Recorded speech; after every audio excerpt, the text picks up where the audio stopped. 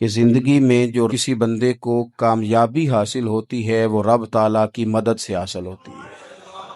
اگر رب تعالیٰ مددگار ہو تو پھر کوئی چیز بھی رستے میں رکاوٹ نہیں بنتی، اور اگر مالک کریم کو منظور نہ ہو تو انسان بہترین سیاستدان ہو، اچھا ایڈمنسٹریٹر ہو، اس کا ذہن بڑی وسعت رکھتا ہو، بڑی اچھی پلاننگ کرنا جانتا ہو، سارا کچھ ہو، تو بندہ ناکام ہو جاتا ہے۔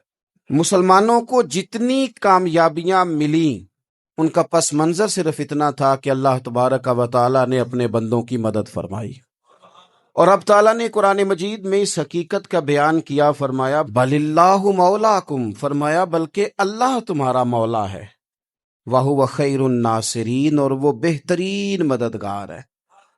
وہ جو رب تمہارا مولا ہے وہ بہترین مددگار ہے، اور اگر وہ مدد کرے تمہاری، سورہ آل عمران میں آگے جا کے ارشاد فرمایا اگر اللہ مدد کرے تو پھر تم پر کوئی غالب نہیں آ سکتا، اور اگر وہ تمہاری مدد چھوڑ دے تو پھر کوئی تمہاری مدد کر سکتا؟ کوئی مدد نہیں کر سکتا۔ بدر کی جنگ بھی اور فتح مکہ بھی رمضان المبارک میں ہوا ہے۔ میں دونوں پر غور کر رہا تھا تو ایک نیا مضمون میرے ذہن میں آنے لگا۔ بدر کی جو جنگ ہے اس میں بھی ایک عجیب انقلاب آیا ہے کہ 313 نے 1000 سے مقابلہ کیا، اور جن 1000 سے مقابلہ کیا وہ اسلحے سے لیس تھے، اور یہ جو 313 ہیں ان کے پاس 6 زرہیں، 8 تلواریں، چند گھوڑے، لیکن اللہ نے کامیابی دی تو خود رب نے بیان کیا کس طرح دی، فرمایا وَلَقَدْ نَصَرَكُمُ اللَّهُ بِبَدْرٍ وَأَنْتُمْ أَذِلَّةٌ، وہ کامیابی اس طرح ملی ہے کہ رب نے تمہاری مدد کی تھی، تم تو کمزور تھے، اللہ نے بدر میں تمہاری مدد کی، تم جیت گئے۔ وَلَقَدْ نَصَرَكُمُ اللَّهُ بِبَدْرٍ وَأَنْتُمْ أَذِلَّةٌ، اللہ نے بدر میں تمہاری مدد کی، تم تو کمزور تھے۔ پھر فتح مکہ نصیب ہوئی تو اس میں بھی بہترین منصوبہ بندی نبی پاک علیہ السلام نے فرمائی، بہترین حکمت عملی حضور نے اپنائی، لیکن ہمیں جو اللہ رسول نے بات سمجھائی وہ کیا ہے؟ اذا جاء نصر اللہ والفتح، فرمایا جب اللہ کی مدد آئی اور فتح نصیب ہو گئی۔ یہ اللہ نے مدد فرمائی تمہاری، یہاں بھی فتح مکہ بھی اللہ کی مدد سے، جنگ بدر بھی اللہ کی مدد سے۔ وہ جو مدد ہے اللہ تعالیٰ کی، جب وہ ہم یہ کرتے ہیں کہ ہم اپنی ساری زندگی سیاست کی نظر کر دیں، ہماری سیاست صرف ملک میں نہیں ہوتی، ہماری سیاست خاندان میں بھی ہوتی ہے، ہم گھر کے اندر بھی سیاست کرتے ہیں، ہم کسی خاص طریقے سے لوگوں کو اپنے پیچھے چلانا چاہتے ہیں، ہم ایک خاص اسلوب اختیار کرتے ہیں کہ لوگ ہمارے پیچھے چلیں۔ اس کا نقصان ہمیں یہ ہوتا ہے کہ سیاست جو ہوتی ہے یہ شطرنج کے ہیر پھیر کی طرح ہوتی ہے، تو اس کے راز بڑی جلدی کھلنے لگ جاتے ہیں، پتہ چل جاتا ہے کہ بندہ مخلص نہیں تھا، سیاست کر رہا تھا، طریقے سلیقے سے اس نے جوڑ کے رکھا ہوا تھا۔ ہم ہر جگہ سیاست کے بل بوتے پر چیزوں کو لے کے چلنا چاہتے ہیں، سیاستیں ناکام ہو جاتی ہیں، سیانے لوگ فیل ہو جاتے ہیں، بچتا صرف وہی ہے جس کے پیچھے رب تعالیٰ کی مدد شامل حال ہوتی ہے۔ اپنی زندگی کے اندر ہم جو کچھ بھی کر رہے ہیں، جس شعبے سے بھی ہمارا تعلق ہے، آج ہم نے اس بات پہ غور کرنا ہے کہ پہلے تو یہ غور کر لیں کہ جو کام ہم کر رہے ہیں کیا وہ کام ایسا ہے کہ اس میں اللہ کی مدد ہمیں ملے گی؟ اگر آپ کوئی معاذ اللہ ناجائز کام کر رہے ہیں، فعل حرام کا ارتکاب کر رہے ہیں، تو اس میں تو مدد الہی آئے گی نہیں۔ پہلے تو یہ دیکھیں جو کر رہے ہیں وہ کام مدد الہی والا ہے، اور اگر اللہ تعالیٰ کی مدد والا وہ کام ہے پھر اس پر غور کریں کہ کیا ہم نے مالک سے مدد کا سوال کیا ہے، ہمیں مدد میسر آ رہی ہے۔ وہ میں نے بزرگوں سے ایک بات سنی تھی، وہ بڑی یاد رہ گئی۔ وہ فرمایا کرتے تھے قابلیت بھی بڑی چیز ہے لیکن قبولیت سب سے بڑی چیز ہے۔ قابل ہونا بھی بڑی بات ہے لیکن زیادہ بڑی بات یہ ہے کہ اس کی بارگاہ میں قبول بھی ہے کہ نہیں۔ اپنی زندگی میں اللہ کی مدد کی طرف بڑھیں، مالک کی مدد کا حصول اختیار کرنے کی کوشش کریں، اللہ کے ساتھ اپنے آپ کو جوڑیں۔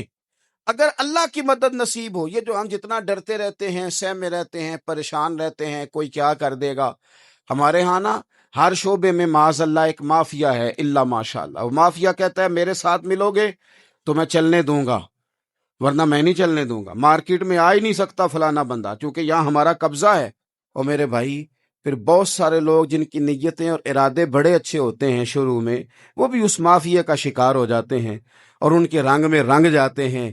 یاد رکھنا، کسی شخص کی بلیک میلنگ کا کبھی شکار نہ ہونا، کبھی کسی کی میٹھی اور مسجع مکفہ باتوں کا شکار نہ ہونا۔ کوئی کیا کر سکتا ہے اگر اللہ مددگار ہو تو؟ جس کو رب کریم اٹھانا چاہے اسے کوئی گرا سکتا ہے؟ ہم یہ ڈرے ڈرے سہمے سہمے پریشان پریشان فیصلہ کرنے کی طاقت نہیں، مجھے چلنا چاہیے کہ نہیں، اٹھنا چاہیے کہ نہیں، کرنا چاہیے، اٹھ باندھ کمر کیوں ڈرتا ہے؟ پھر دیکھ خدا کیا کرتا ہے۔ حضرت عبداللہ ابن عباس فرماتے ہیں میرے نبی پاک علیہ السلام نے میری تربیت فرمائی، حضور نے میری تربیت فرمائی، اور محبوب پاک علیہ الصلوۃ والسلام نے فرمایا عبداللہ یاد رکھنا، یہ نوجوان دوست میری بات لکھ لیں، پریشان لوگ میری بات لکھ لیں، جن کے پاس قوت فیصلہ نہیں وہ اس بات کو لکھ لیں۔ حضرت عبداللہ ابن عباس فرماتے ہیں میرے نبی پاک علیہ السلام نے مجھ سے فرمایا تھا عبداللہ سن، اگر ساری دنیا مل کے تیرا کوئی نفع کرنا چاہے، کر نہیں سکتی جب تک میرے رب کی رضا نہ ہو، اور فرمایا ساری دنیا مل کے تیرا کچھ بگاڑنا چاہے تو عبداللہ بگاڑ نہیں سکتی جب تک رب کریم کی حکمت کا تقاضا نہ ہو۔ لوگوں سے ڈرنا، لوگوں کی طرف دیکھنا، ماحول دیکھ کے اپنے راہ کا تعین کرنا، ہر بندے کے خیالات کے مطابق ڈھلنے کی کوشش کرنا، فلانا نہ ناراض ہو جائے، فلانا نہ ناراض ہو جائے، وہ جس نے ہونا ہو جائے، بس رب رسول ناراض نہ ہو۔ اپنی زندگی میں اپنے مالک کو مولا جان کے، بل اللہ مولاکم، اللہ تمہارا مولا ہے، وَهُوَ خَيْرُ النَّاصِرِينَ، وہ بہترین مددگار ہے۔ توجہ جب بھی کریں رب کی جانب کریں، اپنے دل کا قبلہ درست رکھیں، سوچوں کے زاویے سیدھے رکھیں۔ میرے بھائی، مالک جب بندوبست کر دے نا، جب مالک بندوبست کر دے، پھر ایسا بندوبست کرتا ہے کہ لوگوں کے پاس نا چارہ نہیں رہتا۔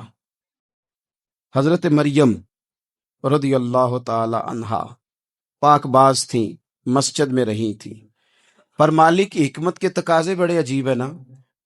پھر جناب مریم کو اللہ تعالیٰ نے بغیر شوہر کے اولاد عطا کر دی۔ یہ بات ہی ایسی تھی، وہ کسی نے کہا تھا کہ مخلوق تو فنکار ہے اس درجہ کے پل بھر میں سنگے در کعبہ سے بھی اسنام تراشے، تم کون ہو کیا چیز ہے داغے کبابی، لوگوں نے تو مریم پہ بھی الزام تراشے۔ تو لوگوں نے کہا کدھر سے لے آئی بچہ، تیرا باپ تو ایسا نہیں تھا، کہاں سے لے آئی؟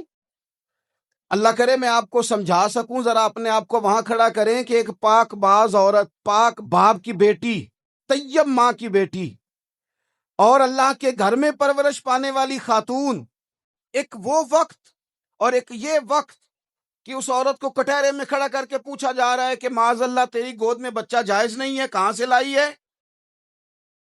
اب خود سے صفائیاں بندہ کتنی کو دے، کتنی کو وضاحتیں کرے۔ اور میں نے تو اپنی زندگی میں دیکھا ہے زیادہ وضاحت دینے والے کو بھی لوگ جھوٹا سمجھنے لگ جاتے ہیں، زیادہ وضاحت دینے پر بھی لوگ کمزوری کا اظہار سمجھتے ہیں کہ کمزور پڑ گیا ہے۔ آپ صلح کی کوشش کرتے ہیں، سامنے والا بزدل سمجھ لیتا ہے، زیادہ وضاحتیں بھی کمزور کر دیتی ہیں۔ اب حضرت مریم کو کٹہرے میں کھڑا کر کے کہا بچہ کس کا ہے؟ تو پھر خدا بندوبست جب کرے، اللہ جب مددگار ہو، تو پھر حضرت مریم کی گواہی درختوں سے نہیں دلوائی، اس نے پتوں سے نہیں دلوائی، پھر فرشتے نہیں بھیجے۔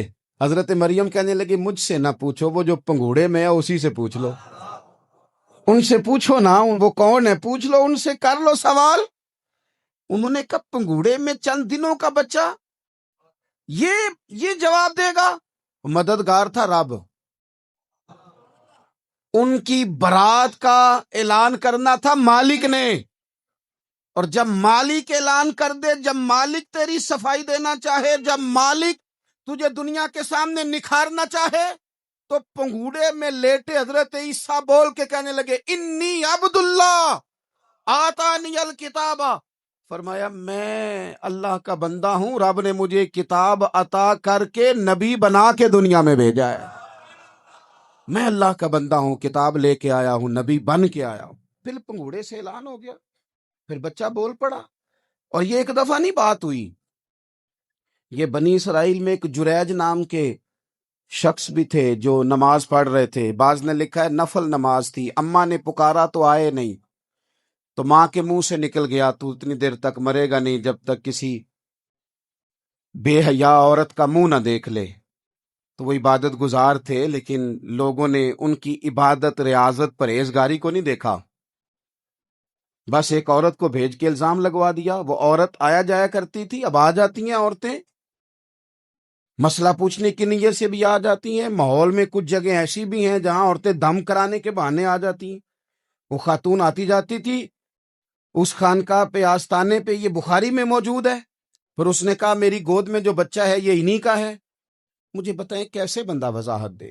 حالات خراب ہو گئے، لوگ کٹیا جلانے لگے، ماحول اور طرح کا بن گیا. میرے نبی پاک علیہ الصلوۃ والسلام فرماتے ہیں پھر اس رب کے بندے نے کہا مالک تو کریم ہے، تیری مشیت کا تقاضا آیا جو میری ماں نے جملے بولے تھے، پر اب میں وضاحت دینے کے قابل نہیں رہا، اب تو ہی کرم کرے گا تو دروازہ کھلے گا. تو وہ چند دنوں کا بچہ پنگوڑے میں بول کے کہنے لگا میں اس درویش کا نہیں، میں تو فلانے چرواہے کا بچہ ہوں، وہ جو بکریاں چراتا ہے. رب کی مدد کو پکاریں، اپنے ساتھ اپنے مالک کی مدد کو شامل کریں، تھوڑے رزق پر بھی گزارا اچھا ہونے لگ جائے گا. سارے لوگ آپ کو گرانے کی تدبیریں کر رہے ہوں گے اور مالک آپ کو عزتیں عطا فرما دے گا. اس کی بارگاہ سے حکمت کا تقاضا اور ہو جائے گا. ہم نے ساری زندگی لوگوں کو راضی کرنے میں گزار دی، ساری زندگی بڑھاپا آ گیا بچوں کو پالتے، اور بچوں نے آخری عمر میں کہہ دیا ابا اگر کوئی ڈھب کا کام کر لیتے تو آج ہمارے دن بھی پھر نہ جاتے. ساری زندگی گزار دی بہن بھائیوں کو راضی کرنے میں، ساری زندگی گزار دی ذمہ داریاں اٹھانے میں. ان کو 99 دفعہ دیا، ایک دفعہ نہیں دیا تو انہوں نے کہہ دیا تو نے تو کبھی دیا ہی نہیں، تو تھا ہی نہیں. ساری زندگی محلے داروں، علاقے والوں کو راضی کرنے میں گزار دی. اور میں نے ایسے لوگ بھی دیکھے دین کے لیے وقت گزارا، لیکن جب بڑھاپے میں دانت کام نہ کرتے تھے تو وقت کے مفتیوں کو بھی مسجدوں کی کمیٹیوں نے کہہ دیا اب آپ کی سمجھ نہیں آتی، ہم نے خطیب کو یور رکھنا ہے. نہ دیکھو دنیا کی طرف، دنیا رلا دیتی ہے. نہ راضی کرو بندوں کو، بندے تھکا دیتے ہیں. نہ پیچھے بھاگو ہر وقت دنیا داروں کے، یہ انسان کو کمزور کر دیتے ہیں. وہ تو کریم ہی بڑا ہے، 2 آنسو زمین پر بعد میں گرتے ہیں، بندے کے گناہ سارے پہلے معاف فرما دیتا ہے. اللہ کی مدد کا حصول، اپنے مالک کی مدد کی طرف بڑھنا. آپ کو بدر کی جنگ بھی یہی درس دے گی، آپ کو احد کا میدان بھی یہی سبق دے گا، فتح مکہ بھی یہی سبق دے گا. میرے دوستو جب رب مدد فرمائے، جب اللہ مددگار بنے. دوستوں سے ایک بات اکثر کرتا ہوں، میں کہتا ہوں کہ جتنے درد سے آپ امیر کو اپنی کہانی سناتے ہیں نا، اور جس طرح آپ کے آنسو بات کرنے سے پہلے گر جاتے ہیں کہ غریب ہیں، بچیاں ہیں، کاروبار نہیں، او میرے سنگیو، اس سے آدھے آنسو اپنے رب کی بارگاہ میں بکھیرو، اس کے حضور عرض گزار ہو جاؤ، اس سے طلب کرو. ایک وقت انسان پر زندگی میں ایسا آتا ہے کہ اسے یوں محسوس ہوتا ہے کہ میرا سایہ بھی ذرا سا پیچھے ہٹ گیا ہے. اسے یوں لگتا ہے کہ میں کسی سہارے پہ ہاتھ ڈالتا ہوں تو وہ بھاگ جاتا ہے مجھ سے. لیکن مالک کی بارگاہ ایسی عظیم بارگاہ ہے، رب رسول کے آستانے اتنے بڑے ہیں کہ آپ جب وہاں کشکول طلب دراز کرتے ہیں تو جھولی پھیلانے میں دیر لگتی ہے، ان کو بھرنے میں تو کوئی دیر نہیں لگتی. ہم نے اپنا سوچ کا قبلہ ہی دنیا کو بنا لیا ہے. یہ جو اللہ والوں کی مدد ہے یہ تو ہے اللہ ہی کی مدد ہے، لیکن یہ جو سیٹھوں کی طرف توجہ کرنا، نوابوں کی طرف توجہ کرنا، دنیا داروں کی طرف توجہ کرنا، اور اپنا مزاج اس طرح کا بنا لینا، یارو گردن کو جھکا دیتا ہے خیرات کا پتھر، جہاں میں مانگنے والوں کے سر کبھی اونچے نہیں ہوتے. اور اقبال کہتے ہیں غیرت ہے بڑی چیز جہانے تگ و دو میں، پہناتی ہے یہ فقر کو تاج سردارا. میں عرض کروں گا کہ اپنی آپ جب توجہ کا قبلہ اللہ رسول کو بنائیں گے تو رب فرماتے ہیں وَيَرْزُقْهُ مِنْ حَيْثُ لَا يَحْتَسِبُ، میں نہ تجھے وہاں سے رزق دوں گا جہاں سے کبھی تیرا گمان بھی نہیں گیا ہوگا. یہاں سے بھی مل سکتا ہے، تو نے سوچا بھی نہیں ہوگا. بخاری شریف میں حدیث ہے، حضرت جابر ابن عبداللہ فرماتے ہیں نبی پاک صلی اللہ علیہ وسلم نے 300 لوگوں کا ایک لشکر روانہ کیا کسی مہم کے لیے، کسی جہاد کے لیے۔ حضرت ابو عبیدہ بن جراح رضی اللہ تعالیٰ عنہ امیر لشکر تھے۔ فرماتے ہیں غربت اتنی زیادہ تھی، بھوک اتنی زیادہ تھی کہ ایک ایک کھجور دن میں ایک وقت کھانے کو ملتی تھی، اور کچھ دن ایسے آئے کہ اب کھجور بھی نہیں مل رہی۔ فرماتے ہیں اتنی زیادہ بھوک لگی مجاہدین کو، 300 بندہ پتے کھا کے گزارا ہونے لگ گیا۔ یہ بخاری میں موجود ہے۔ آپ فرماتے ہیں کہ دریا کے کنارے ہمارا پڑاؤ تھا، ٹھہراؤ تھا۔ جب بھوک سے نڈھال ہو گئے نا، وَيَرْزُقْهُ مِنْ حَيْثُ لَا يَحْتَسِبُ، اللہ وہاں سے روزی دیتا ہے، گمان بھی نہیں ہوتا۔ فرماتے ہیں ایک مچھلی اللہ تعالیٰ نے دریا کے کنارے بھیجی، فرماتے ہیں وہ تھی تو مچھلی پر پہاڑ جتنی تھی۔ بخاری میں لفظ ہیں، حضرت جابر ابن عبداللہ رضی اللہ تعالیٰ عنہ فرماتے ہیں 300 آدمی 18 دن تک اس مچھلی کو کھاتے رہے، مچھلی ختم ہی نہیں ہوئی۔ مچھلیاں نہیں، مچھلی کہتے ہیں 18 دن 300 بندہ کھاتا رہا، مچھلی ختم ہی نہیں ہوئی۔ اور فرماتے ہیں کہ اس کی ہڈی نکال کے، کانٹا کہیں گے آپ اپنی زبان میں، کہتے ہیں وہ نکال کے نا تو اس کو کھڑا کیا نا جب، تو اونٹ کجاوے سمیت اس کے بیچ سے گزر جاتا تھا، 2 اس کے کانٹے جوڑے۔ فرماتے ہیں وہ اس کا گوشت ہم کھاتے تھے، اور اس کی چربی بطور تیل کے ہم جسموں پہ ملتے تھے، بیماروں کو اس سے سکون آتا تھا، تندرستی شفا ہوتی تھی۔ فرماتے ہیں ہم کھایا بھی ہم نے، اور کچھ لے کے ہم مدینے بھی گئے، اور قربان جائیں نبی پاک نے بھی اس میں سے کھایا۔ ہم نے عرض کی حضور یہ معمہ کیا ہے، یہ ماجرا کیا ہے؟ تو محبوب نے فرمایا تمہارے پاس غذا نہیں تھی، رب نے تمہارے لیے بندوبست کیا ہے، اللہ نے تمہیں دیا ہے۔ مکان شروع کر لیا، ایک صاحب نے وہ مکان بنانے لگے، آپ وہ حساب لگا رہے ہیں، کہتے ہیں میرے پاس اتنے پیسے ہیں، اتنے میں نے فلانے دوست سے کہنا ہے اس نے دے دینے، اتنے فلانے رشتہ دار سے کہنا ہے اس نے دے دینے، اتنے فلانے سے کہنا ہے اس نے دے دینے۔ یہ ساری کاپی بنا کے مکان شروع کر لیا۔ جو روز کہتا تھا نا کوئی حکم ہو جاتے 10، سب سے پہلے اس کو کہا میاں پیسے چاہیے دن، وہ کہندا ہو کل ہی منڈا ٹوریا ہے، کدے تو پرسوں 10 داتے لب جانے سن۔ میں آپ کو اپنے تجربے کی بات بتا رہا ہوں۔ جن لوگوں کا خیال ہوتا ہے نا کہ آپ سٹارٹ کریں فلانا کام، ہم آپ کے ساتھ ہیں، اللہ کا ہی کوئی نظام ہے، وہ بالکل بھی نہیں ساتھ ہوتے۔ لیکن ایسا نہیں ہے کہ کوئی ساتھ نہیں ہوتا، اللہ تعالیٰ بڑے اسباب پیدا کرتا ہے، وہاں سے دیتا ہے جہاں سے گمان بھی۔ ہمارا یہ ذہن بن جاتا ہے ہم ساری اپنے حساب سے چلتے ہیں، اتنے رشتہ داروں سے، اتنے کون آپ کے ساتھ چلے گا، سوال ہی نہیں پیدا ہوتا۔ یہ سارے کام چھوڑ کے سب سے پہلے 2 رکعتیں پڑھو، اپنے رب کی بارگاہ میں، رسول کائنات کی بارگاہ میں گزارشات اور استغاثے پیش کرو، وہاں سے خیر طلب کرو۔ دنیا دار کیا دیں گے، کیا دے سکتے ہیں، کیا حیثیت ہوتی ہے کسی؟ اللہ کہتا ہے وہاں سے دوں گا۔ تو جو اللہ مال دے وہ لینا چاہیے کہ رشتہ داروں کا مال دیکھنا چاہیے؟ جو اللہ دے وہ لینا چاہیے کہ سیٹھوں نوابوں کی جیبیں دیکھنی چاہیے؟ جو اللہ دے وہ قبول کرنا چاہیے یا دیکھنا چاہیے کون سا آدمی کہاں پہنچ گیا؟ چھوڑو، اپنی مٹی پہ چلنے کا سلیقہ سیکھو۔ کسی کے سنگ مرمر پہ چلو گے تو پھسل جاؤ گے، پھسل جا۔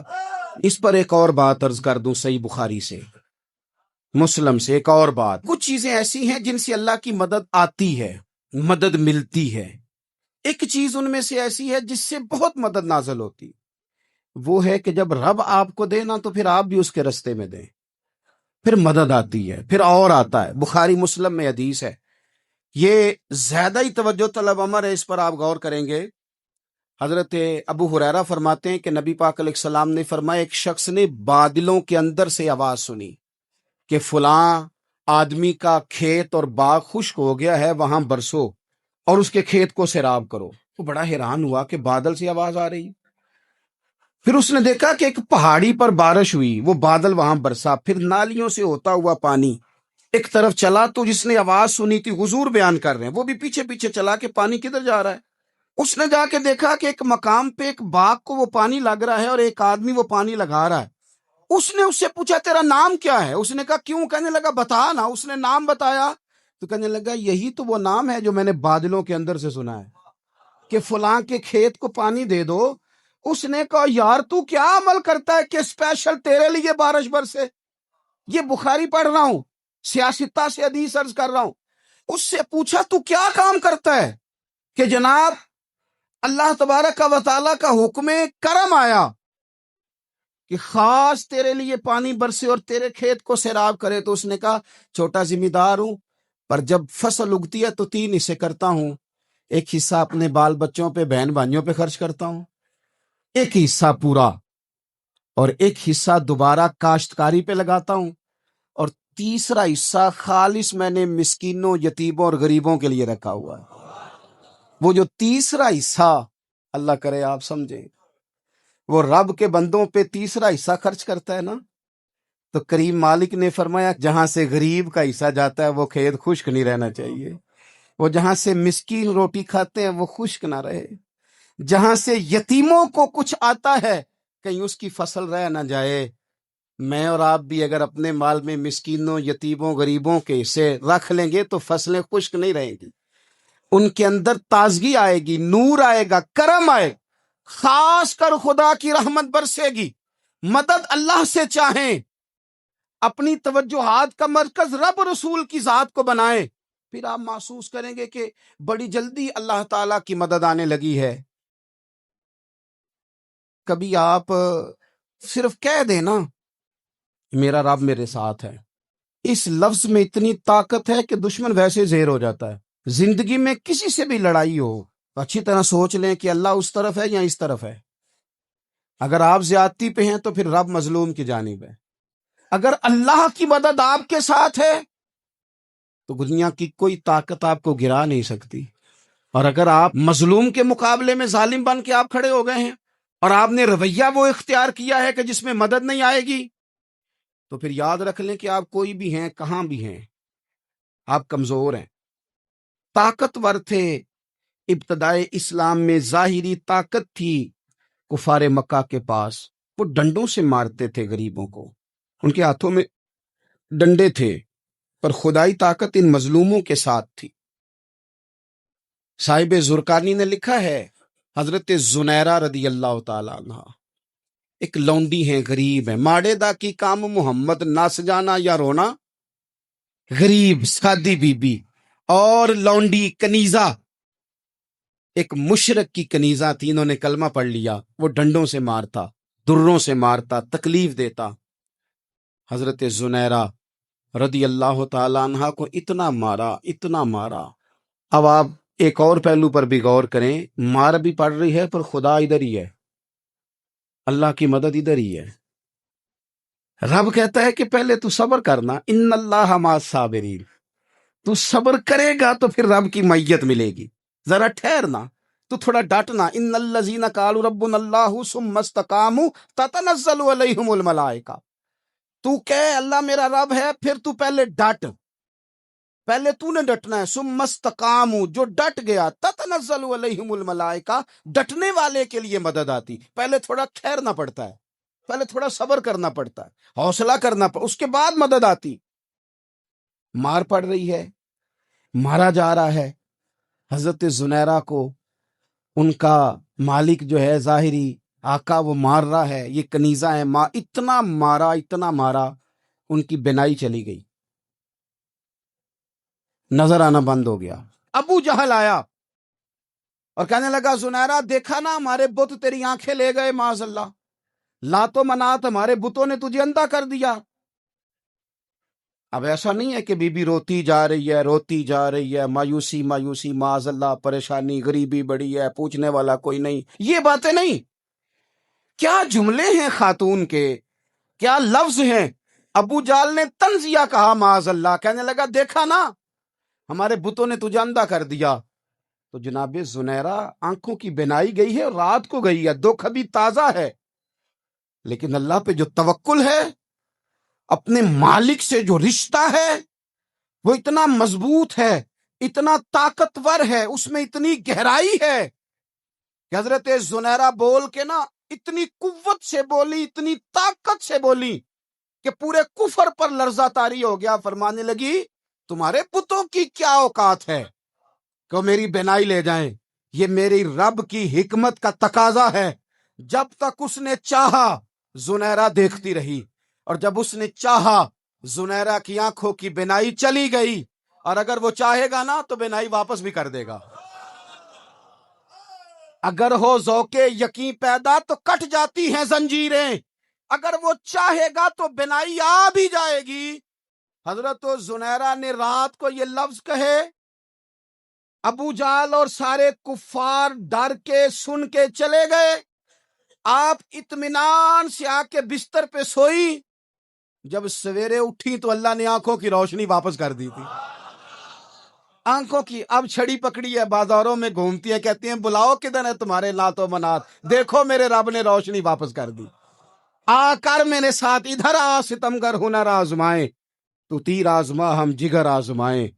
بیمار لوگوں یاد رکھو، کہہ دیا ڈاکٹر نے کہ تو بڑا بیمار ہے، تو بڑا کمزور ہے، یہ ہو گیا وہ ہو گیا، تو ڈاکٹر اپنے علم کے مطابق بات کر رہا ہے، ہوگا تو وہ جو میرا رب چاہے گا۔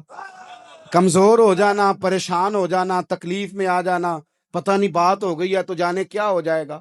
اپنی زندگی کے اندر اپنے رب سے رشتہ مضبوط کریں، رسول کائنات سے رشتہ مضبوط کریں، اللہ والوں سے رشتہ مضبوط کریں۔ حضرت زنیرہ نے پیغام دیا کہ زندگی میں جو جینا چاہتے ہیں تو وہ رب کا نام لے کے جی سکتے ہیں، جو اپنی زندگی میں خوشیاں دیکھنا چاہتے ہیں تو رسول اللہ کے نام پر خوشیاں دیکھی جا سکتی ہیں۔